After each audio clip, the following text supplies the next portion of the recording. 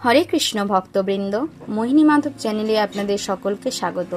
তাহলে চলুন আজকের ভিডিওটি শুরু করা যাক। ওং নমো ভগবতে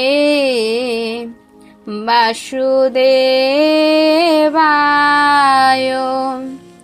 ওং নমো ভগবতে বাসুদেবায়।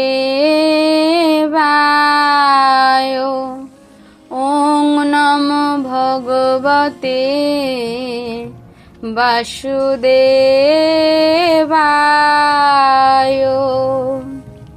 শ্রীমদ্ ভগবদ গীতা সাংখ্য যোগ, শ্লোক নম্বর 24। অচ্ছেদ্য অয়ম দাহ্য অয়ম ক্লেদ অশস্য এব চ নিত্যঃ সর্বগতঃ স্থাণুর্চল অয়ং সনাতনঃ। অচ্ছেদ্য মানে কি? যাকে ছেদন করা যায় না। অয়ম এই আত্মা। অদাহ্য মানে কি? যাকে পোড়ানো যায় না। অয়ম এই আত্মাকে। অক্লেদ্য মানে কি? যাকে ভেজানো যায় না। অশস্য মানে কি? যাকে শুকানো যায় না। এব অর্থাৎ অবশ্যই, চ এবং নিত্য যে চিরস্থায়ী, সর্বগতঃ যে সর্বব্যাপ্ত, স্থাণু যে অপরিবর্তনীয়, অচলহ মানে যে নিশ্চল, অয়ম মানে এই আত্মা, সনাতনঃ অর্থাৎ যে নিত্য এবং বর্তমান, অর্থাৎ এই আত্মা অচ্ছেদ্য, অদাহ্য, অক্লেদ্য ও অশস্য। আত্মা চিরস্থায়ী, সর্বব্যাপ্ত, অপরিবর্তনীয়, অচল ও সনাতন। তাহলে আত্মাকে কি বলা হচ্ছে? যে আত্মাকে আগে বলা হয়েছে যে আত্মা অবিনশ্বর। আবার এখানে কি বলা হচ্ছে? আত্মাকে এই শ্লোকে বলা হচ্ছে যে আত্মাকে কোনোভাবেই ছেদন করা যায় না, অর্থাৎ তাকে ভাগ করা যায় না বা কাটা যায় না। অদাহ্য মানে কি বলা হয়েছে? যে আত্মাকে কোনোভাবেই পোড়ানো যায় না। অক্লেদ্য অর্থাৎ কি? আত্মাকে কোনোভাবে ভেজানো যায় না। আর অশস্য অর্থাৎ কি? আত্মাকে কোনোভাবেই শোকানো যায় না। তাহলে কি হলো? না আত্মাকে ছোঁয়াও যায় না, চোখে দেখাও যায় না, কিন্তু আত্মা রয়েছে। আত্মা নিত্য, চিরস্থায়ী, বর্তমান, অপরিবর্তনীয় এবং সর্বব্যাপী। সে সব জায়গায় বিচরণ করতে পারে, কিন্তু তাকে আমরা ছেদন করতে পারবো না, পোড়াতে পারবো না, ভেজাতে পারবো না বা শুকাতে পারবো না। তারা সেই আত্মা সর্বব্যাপী, অপরিবর্তনীয় এবং সনাতন, নিত্য, বর্তমান। তাকে কোনোভাবেই আমরা নষ্ট করতে পারবো না বা ধ্বংস করতে পারবো না বা সৃষ্টি করতে পারবো না। তার কাজ একমাত্র পরমেশ্বর ভগবানের। পরমেশ্বর ভগবান চাইলে তিনি আত্মাকে তার নিকট স্থান দেবেন, তার ওই চরণ কমলে আশ্রয় দেবেন, ভগবত ধাম প্রাপ্ত হবে তার। আর পরমেশ্বর ভগবান যদি না চান, তাহলে আত্মাকে এদিক ওদিক ঘুরে যেতে হবে, এক যোনি থেকে আর এক যোনি, সেই যোনির খোলস ছেড়ে আবার অন্য যোনি, এই করেই তার জীবন কাটবে। তাই আত্মার প্রত্যেকটি মানুষের উচিত, মানব জন্ম হলো সর্বশ্রেষ্ঠ জন্ম। তাই মানব জীবন যে পেয়েছে তার উচিত ভগবানের নাম করে মহামন্ত্র হরে কৃষ্ণ কৃষ্ণ কৃষ্ণ হরে হরে, হরে রাম রাম রাম হরে হরে, এই মন মহামন্ত্র জপের মাধ্যমে আবার ভগবত ধামে প্রত্যাবর্তন করা। শ্লোক নম্বর 25 কি বলেছে? অব্যক্ত অয়ম অচিন্ত অয়ম বিকার্য অয়ম উচ্যতে তস্মাৎ এবং বিদিত্তয়েনং নানুশচিতুম অর্হসি। অব্যক্ত অর্থ কি? যা অগোচর। অয়ম মানে এই আত্মা। অচিন্ত যিনি চিন্তার অতীত। অয়ম মানে এই আত্মা। অবিকার্য অর্থাৎ যা অপরিবর্তনীয়, অয়ম মানে কি?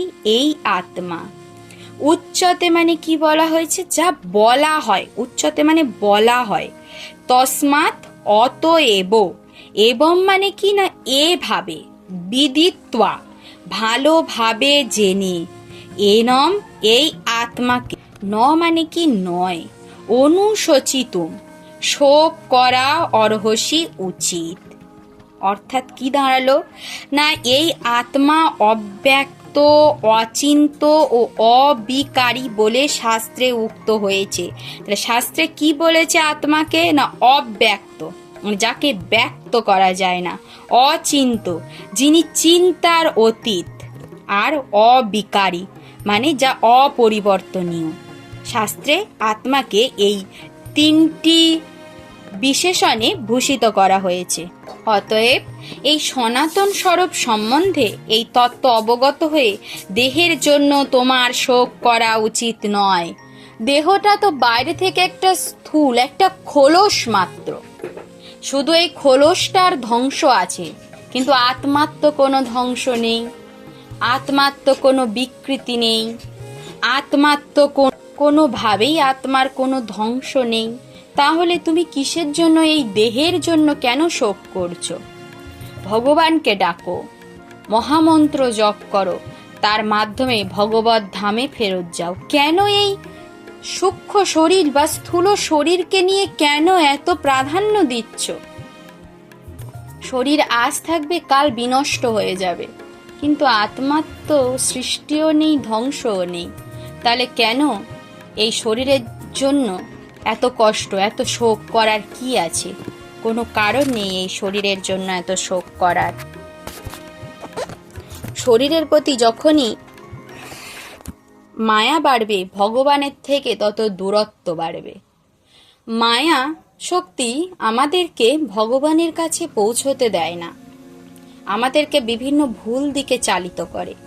তাই আমাদের উচিত মায়াদেবীকে টক্কর দিয়ে, মায়াদেবীকে হারিয়ে ভগবানের কাছে পৌঁছে যাওয়ার। ২৬ নম্বর শ্লোক। অথ চ এনং নিত্যজাতং নিত্যং বা মনস্যে মৃতম তথাপি তং মহাবাহো ন এনং সচিতুম অর্হসি। অথ বলতে কি বলেছে? আর যদি, চ ও এনম এই আত্মাকে নিত্যজাতম অর্থাৎ কি না সর্বদা যিনি জন্মশীল, নিত্যম মানে নিত্য, বা মানে অর্থাৎ এখানে অথবা, মন্যসে মনে করে, মৃতম মৃত, তথাপি তবুও, তম তুমি, মহাবাহ হে মহাবীর, না এনম এই আত্মার জন্য সচিতুম শোক করা অর্হসি উচিত। কি দাঁড়াচ্ছে অর্থটা?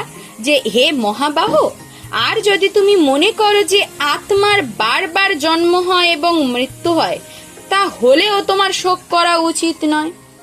বলছে হে মহাবাহ, তুমি যদি এইটা মনে করো যে আত্মা বারবার জন্মাবে, বারবার মৃত্যু হবে, আগের পূর্বোক্ত শ্লোক থেকে যদি তোমার এই ধারণা হয় যে আত্মা তো তাহলে বারবার জন্মাবে এবং বারবার মৃত্যু হবে, তাহলে তোমার কোনোদিনই শোক করা উচিত নয়।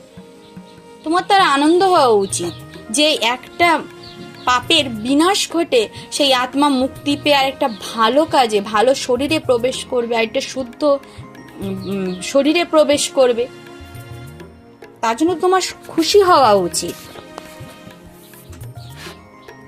অর্জুন যদি বৈদিক মতবাদকে স্বীকার করে আত্মার উপস্থিতি মেনে নিতেন কিংবা আত্মার অস্তিত্ব অস্বীকার করতেন, কোনো অবস্থাতেই অনুশোচনা করার কোনো কারণ ছিল না। এই মতবাদ অনুযায়ী যেহেতু ঘটনাচক্রে জড় পদার্থ থেকে প্রতি মুহূর্তে অসংখ্য জীবের উদ্ভব হচ্ছে এবং প্রতি মুহূর্তেই এই রকম অসংখ্য জীব বিনাশপ্রাপ্ত হচ্ছে, তাই এই ধরনের ঘটনাবলীর জন্য শোক করার কোনো প্রয়োজনই নেই। যদি আত্মার পুনর্জন্ম না থাকে, তাহলে অর্জুনের পিতামহ ও আচার্যকে হত্যাজনিত পাপের ফল ভোগ করারও কোনো ভয় ছিল না। কিন্তু সেই সঙ্গে ভগবান শ্রীকৃষ্ণ কটাক্ষ করে অর্জুনকে মহাবাহু অর্থাৎ মহাশক্তিশালী বাহু সম্পন্ন বলে সম্বোধন করেছেন। কেননা অন্ততপক্ষে তিনি বৈদিক জ্ঞানের বিরোধী বৈভাষিকদের মতবাদ স্বীকার করেননি। একজন ক্ষত্রিয় রূপে অর্জুন বৈদিক সংস্কৃতির অবিচ্ছেদ্য অঙ্গ এবং তার নীতি অনুসরণ করাটাই ছিল তার পক্ষে যথোপযুক্ত। হরে কৃষ্ণ ভক্তবৃন্দ।